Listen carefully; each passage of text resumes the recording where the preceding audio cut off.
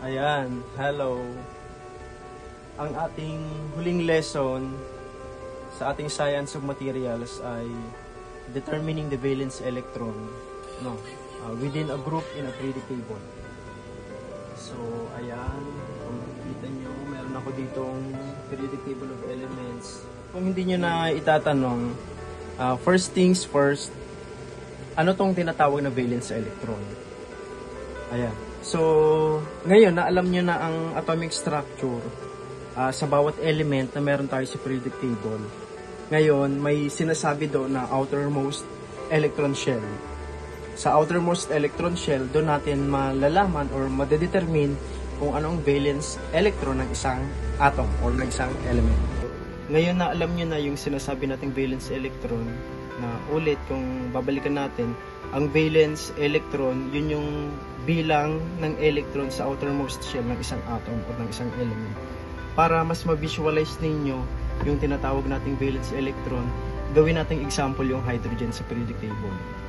At alam nyo, sa periodic table, ang kanyang atomic number ng hydrogen ay 1. Tapos nasa period number 1 siya. So para ma-visualize natin yung valence electron ng hydrogen, at kung babalikan yung hydrogen sa periodic table, nasa group 1 siya at nasa period number 1. At ang kanyang atomic number ay 1. Ngayon, ang una natin gagawin natin yung Bohr's atomic representation. So, kung natatandaan nyo, ang una nating step in representing the Bohr's atomic representation is draw a concentric circle. Ayan. Ang ilalagay natin ay elements symbol. Then after this, i-draw na natin ang electron shell. At alam niyo naman kung bakit isa lang electron shell niya, kasi nasa period number 1 siya. At ang kanyang atomic number ay isa, kaya isa lang kanyang electron. So ayan, ito yung kanyang electron. And here it goes. Ito na yung valence electron na sinasabi. Isa lang ang kanyang electron shell at isa lang kanyang electron sa electron shell na yan. Kaya ito na yung valence electron na sinasabi sa hydrogen. Para magkaroon pa kayo ng other perspective about the valence electron of the other elements, let's take another example from the periodic table. Ang example natin ngayon ay si nitrogen. Ayan, no? So, looking back to your periodic table, alam nyo na si nitrogen is in group 15. Tapos ang kanyang period number is group 2. Alright? So, mag-draw ulit tayo ng concentric circle. This time, lakihan natin para mas makita ninyo. At isulat natin ang element symbol ni nitrogen. Alright, so sinasabi na dalawa ang kanyang electron shell kasi nasa period number 2 siya. 1, 2. Ayan. Na-drawing na natin ang dalawang electron shell. Ngayon, ang tanong, ilan ang electron na ilalagay natin sa electron shells ng nitrogen? Ang atomic number ng nitrogen ay 7, therefore 7 din ang kanyang electrons na ipi-place natin sa kanyang electron shell. So on the first electron shell is 2, and on the second is the remaining electrons out of 7. So 1, 2, 3, 4, 5, 6, 7. So ayan. Ngayon, ang tanong ko sa inyo, ilan ang valence electron ng nitrogen? Ngayon na nagkaroon tayo ng dalawang example, yung una ay si hydrogen tapos si nitrogen yung pangalawa. Magkaroon pa tayo ng isa pang example para magiging full pack yung inyong perspective ng pag-structure natin ng valence electron. Ngayon ay mag-random lang akong pipili sa periodic table kung ano yung ating huling magiging example. Let us take this third example, si magnesium.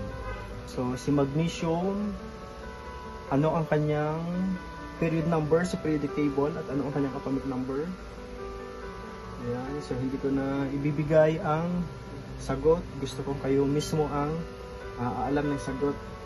At mamaya malalaman nyo kung ano ang tamang kasagutan. Kung ano ang period number at kung ano ang atomic number. Mag-drawing ulit tayo ng concentric circle. Ayan. Tapos si magnesium. Element, symbol ng magnesium. Mg. Okay. At electron shell. 1, 2, 3. Ngayon alam nyo na si magnesium ay nasa period number 3 kasi meron tayong tatlong electron shells. Ngayon ang ilalagay na naman natin ay ang electron sa bawat electron shell. Ang ating rule of thumb, first electron shell, 2 ang kanyang maximum. On the second, 1, 2, 3, 4, 5, 6, 7, 8. And on the third, 1, 2. Ilan ang nabibilang ninyong electrons na meron tayo sa magnesium?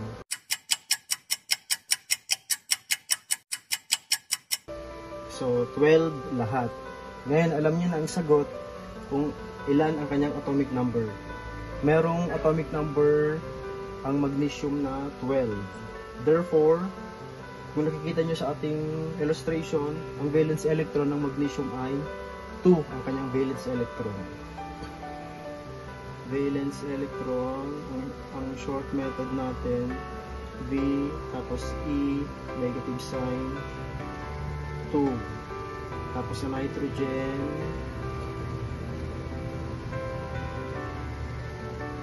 V, E, ang valence electron 1, 2, 3, 4, 5, 5 ang kanyang valence electron. Tapos ating hydrogen ay 1. Ngayon, tuturuan ko kayo ng shortcut method kung paano natin malalaman agad ang valence electron. Gagamitin natin ang periodic table. Tingnan nyo itong periodic table na to. So, sa ating periodic table, meron tayong group 1 to 18. So, ayan. So, lahat ng element ay may kanya-kanya silang grupo. Ano kung nakikita nyo sa periodic table. So, ang group numbers ay napakahalaga para malaman natin ang valence electron ng isang atom. Halimbawa, sa group 1, lahat ng element na nakahanay sa grupo na to, meron silang isang valence electron. Kung ano yung group number, yun na yung nagre-represent kung anong valence electron na meron sila. Ngayon, pagdating sa group 13 to 18, ang gagawin natin dyan, magpa-minus 10 tayo kasi nag-skip tayo ng transition metals, no? Ang ima-minus natin diyan yung 10 kung ilang elements yung na-skip. Yan yung ima-minus natin sa group number na yan para mag-come up tayo kung ilan ang valence electron na meron sila. Halimbawa, sa group 13. So, ito yung mga nakahanay na elements sa group 13. Ang gagawin natin diyan, 13 minus 10, ang ating valence electron dito, 3. So on and so forth. At sa group 18, 18 minus 10, 8 ang kanilang valence electron.